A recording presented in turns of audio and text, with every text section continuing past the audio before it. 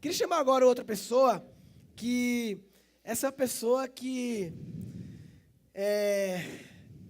acho que é a pessoa que mais impactou a minha vida nos últimos meses, anos talvez, ultimamente, né? E mudou minha forma de pensar várias coisas, não só profissional, mas coisas pessoais. E aí tem muito a ver com armas, sim, e que promoveu várias mudanças, não só em mim, mas até na minha família, porque também a minha mulher também, e, consequentemente, nossa filha e tal. E eu queria que você recebesse com muito carinho uma pessoa que é muito especial para mim. Palmas para Tânia Mujica! Ellen, Patrícia, Rocky, I'm gonna pop some tags. Tânia Mujica! A namorada dela tá aí, o bicho é forte, viu? Tânia Mujica. Oi, Murilo. Quem aqui já ouviu falando dela? Nossa. Eu tô falando muito de tu, viu? Que bom. A Tânia, quem conhecia ela antes de eu falar dela? A Tânia é uma pessoa que a gente se conheceu por causa da Joana. A Joana fez a turma 2, 3, e a Tânia, ela faz coach da Tânia, e acabou me apresentando e tal. A Tânia chegou um dia no evento para mim e falou: eu vi os vídeos seus aí, você mexe muito a perna, e eu queria conversar com você. E ela mandou um pitch para mim, assim, ela falou uma coisa em 1 minuto que me fez ficar. Aí fiquei pensando, eu falei, porque assim, existem muitas pessoas me falam coisas assim, tipo, sei o quê, me dão pitches assim, de me querer que eu faça alguma coisa, vai para algum lugar, sei lá, né? E ela falou umas coisas sobre mim assim, que tinha visto eu mexendo as pernas e achava que eu estava ansioso, quer dizer, tem que ser muito esperta para achar isso não, né? E aí eu comecei a conversar com ela e foi muito importante para mim. Eu sou muito grato a você, já falei 1000 vezes, né? Sou muito grato a ela por várias coisas. E eu queria, Tânia, primeiro fala oi, pode falar oi aí se quiser. Obrigada. Eu falo para caralho a pessoa... Primeiro, eu quero te agradecer, Murilo, por estar aqui, por me convidar. Eu sou também muito grata Ela a tem um você. sotaque diferente, porque ela diz que é peruana, mas eu acho que é conversa, só para persuadir as pessoas, só para ficar mais chique, entendeu? Que é um sotaque meio latino, você fica meio convencido das coisas, né? Parece mais sábio, sabe? Mas ela é da Zona Leste, que tá tudo perto. Não, é do Peru. Não, te agradecer, porque eu estou muito grata de estar aqui e também muito orgulhosa, porque durante todo o tempo que está acontecendo este evento, eu vi como essa perna parou de mexer. E quando eu te conheci, a primeira conversa que a gente teve, você quase teve um ataque epiléptico. Né, de verdade, era tão assustador que não era só uma perna mexendo. À medida que iam vindo as ideias, cada membro se mexia de um jeito diferente. Então, era assim, assim. E teve uma hora que você... Lembra? Ele estava jogado no chão, tendo um ataque de epilepsia de verdade, assim, enquanto ele contava todos os livros que tinha comprado, né? Aí eu estou pensando agora que ele está o tempo todo falando cada convidado, fala 3 livros, fala 3 livros. Eu falei, meu Deus do céu, se ele tiver uns 8 com as 8 por 3, 24, a galera vai ficar pirada depois do evento, né? E agora eu estou vendo assim como... Eu estou muito orgulhosa, porque em tão pouco tempo eu estou vendo assim enormes resultados, tanto fisicamente, emocionalmente, mentalmente, em tudo. Então, estou muito grata aqui por isso também. E, bom, obrigada, pessoal, também. Primeiro, eu queria que você contasse... contar a história da Tânia é tanta coisa, mas, resumidamente, como você chegou aqui no Brasil? Não, no Brasil não. Como chegou no dia hoje? Aí já demora 3 horas. Mais perto, vai. História mais recente. Bom, eu cheguei no Brasil e comecei a trabalhar como artista de rua, como estátua viva. E de estátua viva me tornei empreendedora. É claro, uma pessoa que fica durante 6 horas, 8 horas, durante todo o evento, parada na recepção, ela termina aprendendo, pelo menos em 6 meses, a como ser produtora. Você sabe hackear todos os erros que pode ter no evento. Então, vocês entenderam o que ela falou? Eu acho isso foda. Ela era estátua viva no centro de São Paulo, começou a ser chamada para eventos, para ficar estátua viva lá, e de tudo começou a observar tudo que acontecia no evento, hackeou os eventos e montou uma puta empresa de produção de eventos. 2011, ganhei, inclusive, prêmio como a empresa de eventos mais inovadora do Brasil.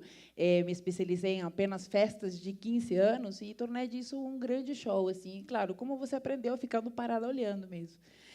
Mas, no meio do caminho, um imigrante, eu saí do meu país, eu tenho que guerrear, eu tenho que conquistar. E essa é a visão muito do empreendedor, né? Vou até o final, é hard work. E aí vai lá e 1 cigarro, 2 cigarros, 60 cigarros. Não, hoje não durmo, amanhã não durmo. Dormia 8 noites por mês.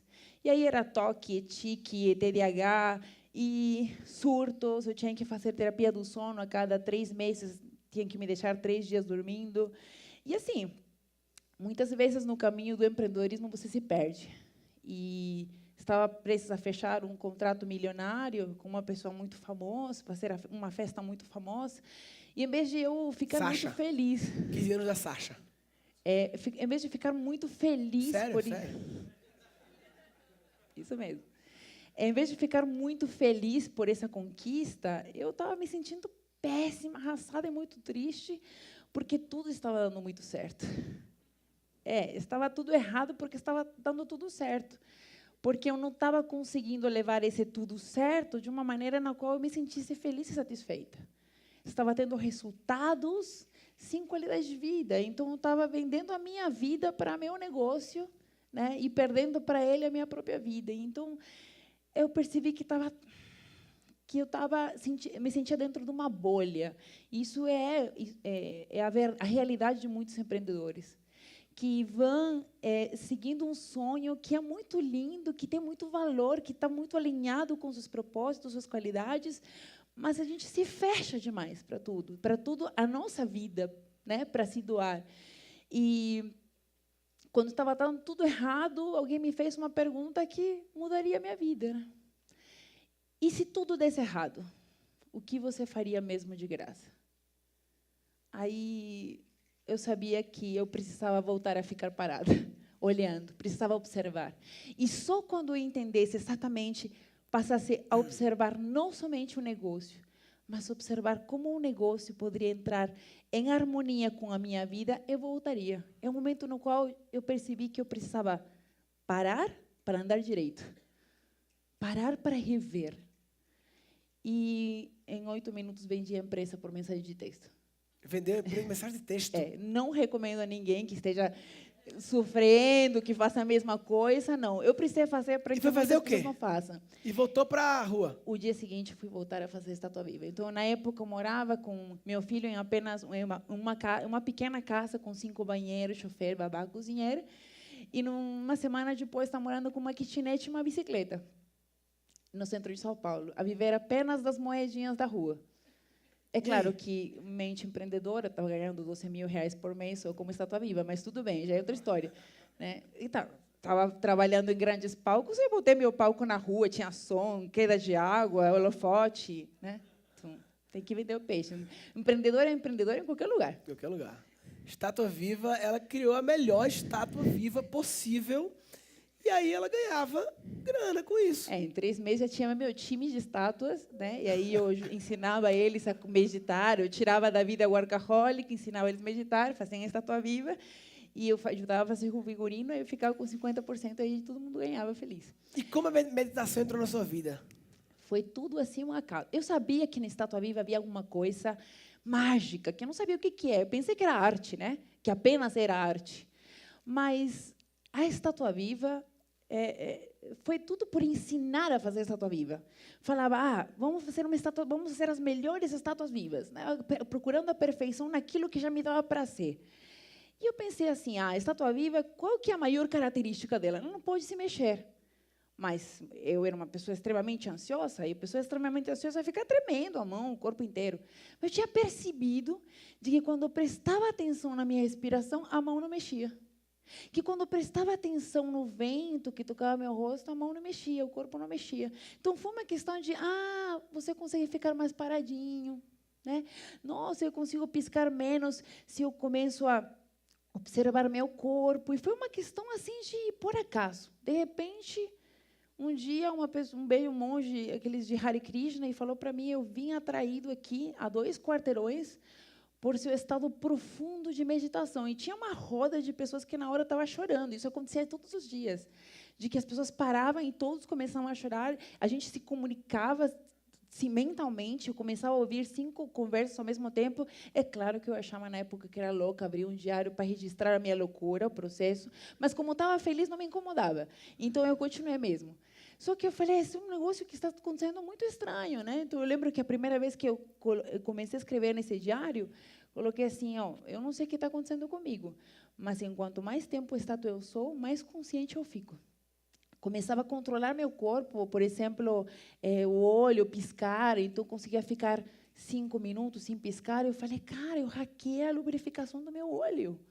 Aí eu comecei a perceber que eu conseguia ter mais controle em muitas coisas. De repente, eu não tinha mais vontade de fumar, meu comportamento mudou, a ansiedade mudou, passei a dormir. Falei, a estátua está me curando. Eu pensava que a estátua tinha uma coisa. Eu falava, as pessoas me falavam, nossa, você pirou, vendeu as empresas, cheguei a ter 5 empresas. Eu criei um monopólio, assim, eu me contratava para fotografia, me contratava para buffet, me contratava para decoração. Queria dominar o mundo das festas de 15 anos. Aí, nesse momento, eu percebi que eu estava me transformando todo, e esse monge parou bem na minha frente e eu tinha certeza que a gente estava conversando. A gente estava conversando, sem falar nada. Aí eu não aguentei, parei, todo mundo ficou estranho quando eu desci, né, de estátua. Me aproximei a ele e falou assim, estava te aguardando. Eu vim atraído aqui pelo estado profundo de meditação na qual você está. Aí eu perguntei para ele, o que é meditação? Na semana seguinte, eu estava fazendo parte de uma pesquisa no Einstein, no qual mestres de meditação passavam durante 5 dias, tendo ressonâncias para ver o tempo todo e colocando eletrodos para ver como que o cérebro funcionava. Então, uma semana eu achava que era louca, né? Que eu tinha pirado, vendido as empresas e largado tudo para fazer meu retiro urbano como estátua viva. E, na semana seguinte, eu era mestre de meditação. Aí eu me empolguei, peguei uma câmera, chamei umas pessoas e eu fiz assim, este negócio aqui as pessoas precisam aprender. Olha tudo que eu me curei, tudo que eu poderia ter aprendido, feito diferente, né? E eu aprendi onde? No centro de São Paulo, na 25 de março. Eu encontrei a paz interior no caos. Isso meio que contradiz todo o senso comum de que meditar é estar no silêncio absoluto, fazendo botando os dedos assim, fazendo coisas, e isso vai de contra. E qual é a explicação? Quer dizer, se medita no centro de São Paulo, barulho não existe? Que aí que tal? Acho que as coisas, a verdade, ela é sempre muito óbvia, tão óbvia que a gente não chega a enxergá-la. Mas quando a gente fala paz interior, onde fica? Fora ou dentro? É claro que é interior. Então, independe do lugar que você está. Paz interior está dentro de você. Então, tem que estar junto com você. Se você consegue fazer na 25 de março, você consegue fazer no escritório, tendo 5 empresas, tendo uma discussão, você consegue acessar ela em qualquer lugar. E pensando nisso que eu comecei, eu preciso ensinar as pessoas que acreditavam, igual que eu, que tipo, eu parada com estátua viva era uma coisa, para mim era um negócio, afinal. Né? Eu ganhava por isso. Eu nunca teria ficado parada sem ganhar dinheiro. Não fazia sentido. Por isso que foi a única maneira que eu imagino que na minha vida poderia tocar com grande impacto a meditação. O universo me fazendo acreditar que aquilo era um trabalho, apenas. Entende? E aí eu me apaixonei do tema, e aí eu comecei a estudar, fazer cursos, estudar neurociência, todos os tipos de meditação, mística, não mística, para botar nome em tudo aquilo que eu já tinha conhecido de dentro para fora. E conseguir ensinar até professores de meditação. Né? Nos meus cursos vão, inclusive, até professores de meditação. Porque eles sabem toda a teoria. E sentem que aquele negócio que um dia vai vir, a paz interior, ela acontece em 1 hora. Não, você acessa ela imediatamente. Como você definiria meditação? Qual é a sua definição para meditação? Como se explica? Olha, se conectar no agora. Se eu te belisco agora, você se conecta no agora. Você estava pensando em alguma coisa nesse momento? Não. Do beliscão, não. No momento do beliscão, não. Você se conecta com a dor. A dor é uma forma de... No momento que você espirra, você está pensando uma coisa? Não está pensando em nada. No momento que você está com dor de cabeça, não, é também uma meditação. No momento que você está sentindo sua saciedade, depois de comer aquela baita, aquela feijoada, você faz... Ai, ai. Eu descobri que eu medito quando eu agarro e cheiro minha filha, porque aí, realmente, seja qual for as questões que estejam, as ansiedades, na hora que você agarra a filha e cheira, naqueles segundos foi uma meditação, porque você se conectou com o presente e esqueceu de qualquer outra parada. Foi um momento de esvaziamento da mente, mesmo que curto, rápido, mas já importante. E sacanagem, não? Na primeira aula de meditação, eu falo para ele, olha, você já medita, acabou de beijar sua filha, nesse momento você não pensou em nada. Ele olhou para mim e falou assim, já sei meditar? Eu falei, sei, você já sabe? Então está despedida. Sacanagem, né? Tchau. Na verdade, assim, todos nós já meditamos. Por isso que meditação, as pessoas falam, não, isso não é para mim, não, acham que meditação é para pessoas calmas. Não, pô, é para que você fique calmo, não é para pessoas calmas, né? Você já não precisa, já está meditando assim naturalmente, né? Então, só que, assim, o que é o difícil? Assim, as pessoas querem complicar, né? E você vai aprender a meditar. Não, você já medita. Aliás, você nasceu em estado de meditação. Durante os primeiros anos da sua infância, você ficou o tempo todo em estado de meditação e você se esqueceu. E que nem assim. Nosso trabalho, inclusive o trabalho do Murilo, ele se conecta muito nisso, né? Que é reaprendizagem criativa, é reaprender a meditar, a mesma coisa. Que as técnicas de respiração que hoje se ensinam no yoga, que se ensinam em cursos caríssimos, é o mesmo tipo de respiração diafragmática que você fazia quando era bebê. Se você vê um bebê deitado, ele mexe o quê? A barriguinha, ele está fazendo a respiração diafragmática. Enquanto nós agora, adulto que já desaprendeu a respirar, já pensou, leva anos, décadas, a gente desaprender a respirar. Imagina a criatividade, de como não desaprende também. Se até a respirar a gente desaprende. Né? E se conectar com algo que você já sabia. No momento que você saca que aquilo você já sabia, se torna mais fácil. Teve um workshop que a gente teve um exercício lá de almoçar todo mundo, de olhos vendados e com as mãos. E esse exercício, para mim, foi uma virada, porque quando você está de olhos vendados, sem saber qual é a comida, eu não sabia qual era a comida, fui levado para lá, mistério, e com as mãos, cara, não tem como pensar em outra coisa. Você quer sentir o tato ali, quer silêncio para poder ouvir o que está ali e tal, e come devagarzinho, ouvindo o croque do alface, que legal com o alface. E a partir desse exercício, eu e Dani começamos a estabelecer, almoço, jantar, sem televisão, sem conversa. É engraçado que existe um padrão que o cinema incorporou, de que quando pessoas estão almoçando, jantando e não estão conversando, está um clima tenso.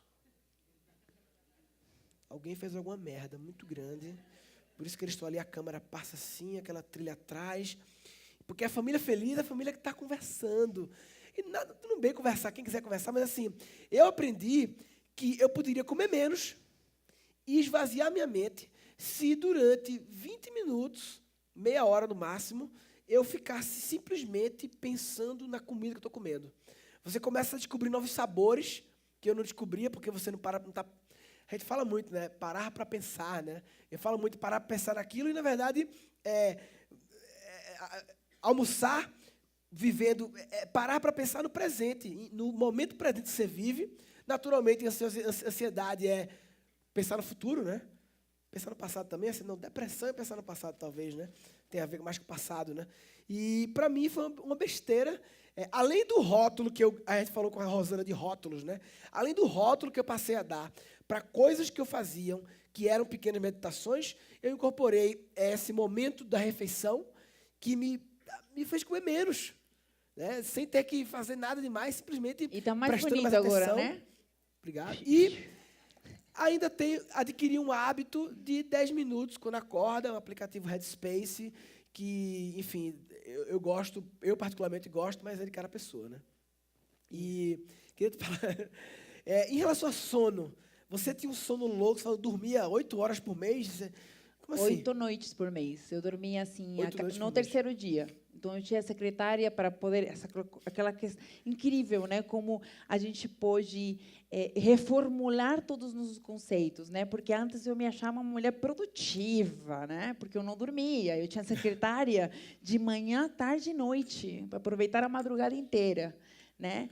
E dormia no terceiro dia. Era assim, tipo, vou fazer um projeto hoje à noite. Tânia, mas você não dorme? Não, eu já dormi antes de ontem. Então, tipo, eu já dormi antes de ontem, então não tem problema. Era desse jeito, assim, insano. Então, uma pessoa que tinha insônia, que não tinha Rivotril que pudesse funcionar. Sequer todo mundo fala. Fiz recentemente uma pesquisa com várias pessoas dependentes de Rivotril, fala, não tomo e durmo na hora. Nunca funcionou comigo. Então, eu dormia no terceiro dia de exaustão mesmo.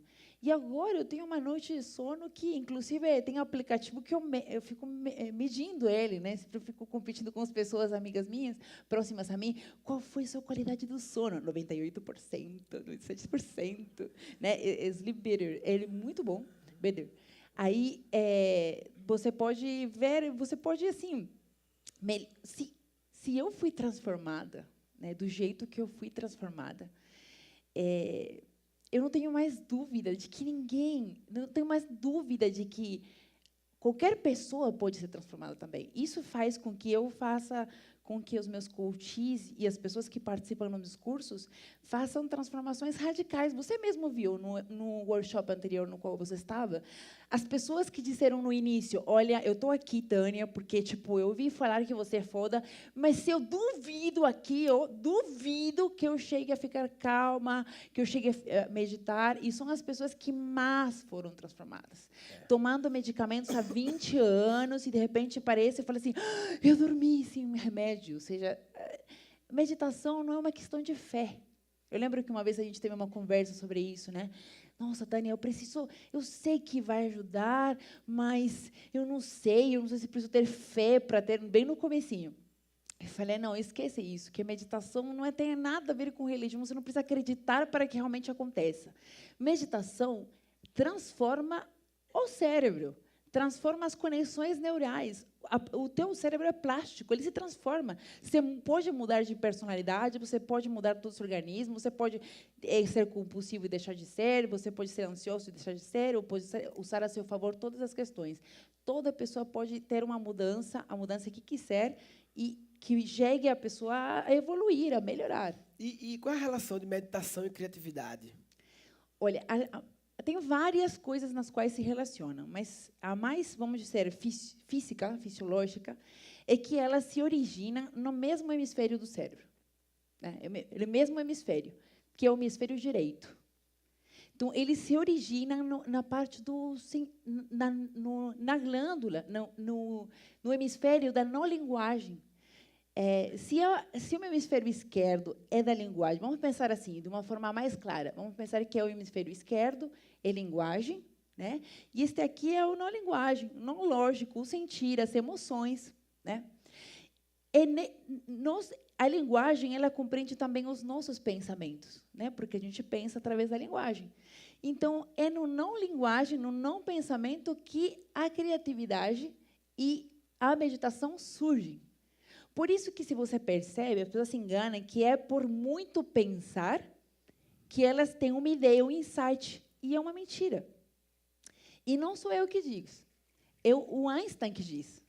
Uma frase dele, que minha favorita, é: penso 90 vezes 9 e nada descubro. Deixo de pensar, mergulho em um profundo silêncio e eis que a verdade se me revela. É desse não pensar que ele fala quando tem uma ideia, quando se revela a verdade. E quando você acredita que é por muito pensar que você tem ideia, é uma falsa crença. Sabe por que você chega a ter uma ideia depois de pensar tanto? Porque sua mente cansou. E no momento que ela esgotou, você parou de pensar. Então, você toma um caminho mais longo, mais longo. Com maior esforço. Exatamente. Então, se você vai direto a esse silêncio, a essa pausa, e você não tem ideia de como é genial e como é mais curto o caminho e menos doloroso, você ter uma ideia menos desgastante, menos energia, o cérebro passa a gostar de ser criativo.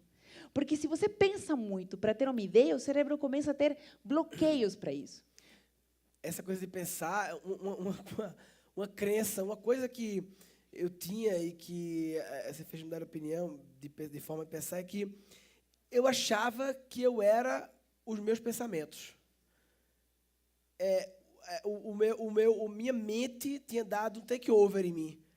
E eu descobri que, na verdade, nós somos acima da nossa mente. A nossa mente tem que ser uma caixa de ferramentas que a gente pode, de vez em quando, eu quero mente, venha cá, pense para mim, mas depois eu boto ela de volta lá.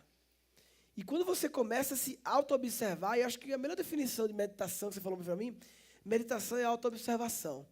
É quando você para observar. E por que a gente mexe muitas pernas, né? E mexer muitas pernas mostra que você não está no presente. Porque se você para se auto-observar que está mexendo as pernas, você para de mexer. Na hora que você... Quando a gente percebe que está mexendo as pernas, a gente não para de mexer. Quando a gente percebe, mostra que a gente acabou de conectar no presente ali. E aí, você esquece disso aqui, começa a pensar em 1000 coisas e daqui a pouco volta a mexer. E toda vez que você vê presente, para de mexer. E essa coisa da mente, né, de que a mente não a mente é uma caixa de ferramentas, não é isso? Isso. E, na verdade, assim, tudo começou pela culpa do Descartes. Né? Penso, logo existo. Eu já faz tempo que descartei essa ideia. Porque, mesmo que ele é um gênio, e essa frase tinha um outro contexto na época, as pessoas vão lá, aquele telefone sem fio, falando, pronto, eu sou meus pensamentos. Na verdade, você já parou para pensar o que você pensa? Ah, olha, hoje eu me peguei pensando. Quem que pegou pensando? Tem alguém aí? Entendeu? Tem aí um terceiro. Eu me peguei pensando. Então, você não é seu pensamento. Se você conseguir observar seus pensamentos com um olhar observador, né, como um testemunha dos pensamentos, é esse cara que tem as grandes ideias. Aí, o dia desse, a Tânia me mandou uma lista de sentimentos. Sentimentos que existem para eu passar a conhecer alguns sentimentos. Porque... Por falta de autoobservação, né? Eu não costumava me autoobservar para perceber que sentimentos eu estava sentindo, né? Por quê? Porque a mente controla tudo. A mente dá o take-over geral e você vira escravo da mente porque ela controla tudo. E essa é uma clareza de você saber que você pode estar acima dela e ver o que ela está fazendo. Né? A gente hipervaloriza a mente. A mente é genial, um instrumento assim precioso. Mas, como o Murilo disse, tem que entrar na caixa de ferramentas. É um instrumento, não é você. E não é todas as coisas que você precisa fazer com a mente. Você não precisa da mente na maior parte do tempo. Então, mas como você termina usando-a quando não precisa, quando você realmente precisa, ela já está cansada, esgotada. Né? Por exemplo, você precisa da sua mente enquanto está escovando os dentes? Para escovar os dentes, precisa dela? Não, mas você sempre está pensando. Você precisa da sua mente no momento que você está caminhando? Não precisa. Você se engana que pensando adiantadamente sobre algum planejamento, sobre algum trabalho, você vai ir adiantando o trabalho. Mas não. Se você prestar atenção em como sua mente funciona, ela é muito repetitiva. 90% das coisas que você pensa são repetição. Remoendo. Repetição, remoendo, até esgotar e ter a ideia, ou seja, pelo cansaço tenho as ideias, quando, na verdade, você poderia deixar sua mente assim, afiadíssima dentro da caixa, super acordada, eficiente. No momento que você não precisa, não a usa, e no momento que você precisa, ela vem assim, pá, com ideias certeiras, com organização. A mente é perfeita para fazer planejamentos, para fazer organização, mas não necessariamente para coletar informação, administrar informação, serve. Mas até o coletar informação, isso é muito confuso. Tenho que pensar. Não. Teu cérebro, a tua mente, ela armazena melhor as informações se você estiver totalmente presente nesse momento. Por exemplo, estava falando a Rosana, acho, não sei o que estava falando, que estava dirigindo e, de repente, acho que como você também estava falando, Quem não aqui já estava dirigindo e, de repente, passou 1 minuto, 2 minutos e você passou por um monte de lugares e nem percebeu. Ou estava caminhando, de repente, já chegou no trabalho, já chegou em casa, você nem prestou atenção em tudo o que tinha acontecido no caminho, né? Então, tudo isso que você não estava presente, o teu cérebro conta como não importante. Então, ele simplesmente armazena no subconsciente, tipo, não é importante. Se ele não estava presente nesse momento, então não era importante. Agora, quem esquece o primeiro beijo? Ninguém esquece o primeiro beijo. Você estava muito importante, era muito importante nesse momento para você. Assim Você como a lembra? primeira vez que você come de olhos vendados, aquilo ali. Exatamente. Então, quando você está presente nas experiências, você está verdadeiramente coletando informação que depois você vai combinar, que você depois vai administrar, se entregar mais. As pessoas têm uma experiência bacana, perfeito. Em vez de vivê-la e experimentá-la, pega assim. E quer filmar Vai pra... filmar, conhecendo a vida através do celular. Né? Porque aí somente, de fato, eu vivo na hora que eu vou rever o Snap, rever o vídeo, rever a postagem. Então, isso o teu cérebro fala não é importante. Então, você acha que está combinando, que está tendo um monte de informação para combinar, mas não tem, de fato. Essas experiências são que realmente, tipo, todas as ideias que podem vir apenas sobre um croque de uma alface que você sentiu. Sabe? Riquíssimo durante o dia as informações que a gente pode coletar, não pensando nelas, mas vivendo-as. Tânia, para finalizar, 3 livros que você acha foda, que foram fodas para você, que você acha que as pessoas podem talvez se interessar. Eu acho que tanto livro assim não vai fazer a pessoa pirar. Eu vou fazer Mas assim. para as pessoas explicarem o livro, porque as pessoas... Opa, Vou fazer diferente. Tá bom, diferente. Eu quero dar para vocês 3 tipos de livros que não devem ler. Que não devem ler. Boa, boa, Tá? boa. Porque já tem um monte de livros que tem que ler. Boa. Tá? Não tem que ler um livro apenas porque todo mundo fala que é foda o livro. Não leia um livro só porque todo mundo acha que é foda. Talvez nesse momento, se esse tema não é importante para você, você não vai se interessar, você não vai se envolver com esse livro. Não leia um livro apenas porque você sente que tem que ler um livro e não está lendo o livro. Ai, putz, não estou lendo nada. Ai, eu tenho que ler. Ai, tem tanto livro, todo mundo está lendo, eu tenho que ler. Não. Tenha interesse por um tema e aí sim faça da leitura um prazer. Se você lê porque sente a obrigação de ler, não vai ser prazeroso. E a tua mente vai gravar que ler não é prazeroso. Aí você vai parar de gostar de livro, vai virar uma carga, um trabalho. E o terceiro? O terceiro, não leia livros enquanto você não separar o tempo para ler livros. O tempo para ler livro. Por exemplo, tá, eu peguei aqui o audiobook disto e eu vou começar a ouvir o livro enquanto eu estou malhando.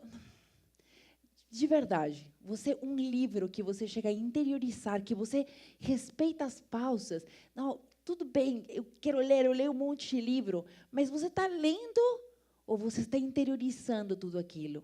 Em um parágrafo, em uma folha de um bom livro, há muito mais riqueza do que esses simples caracteres que você está vendo aí. Ah, já li, pronto, postei.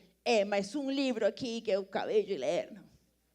Desfrute, tenha um relacionamento sério com cada livro, com cada folha, com cada página. Cheire, toque e assim, vai fundo. Arrasou. Tânia Mujica, palmas, por favor. Valeu.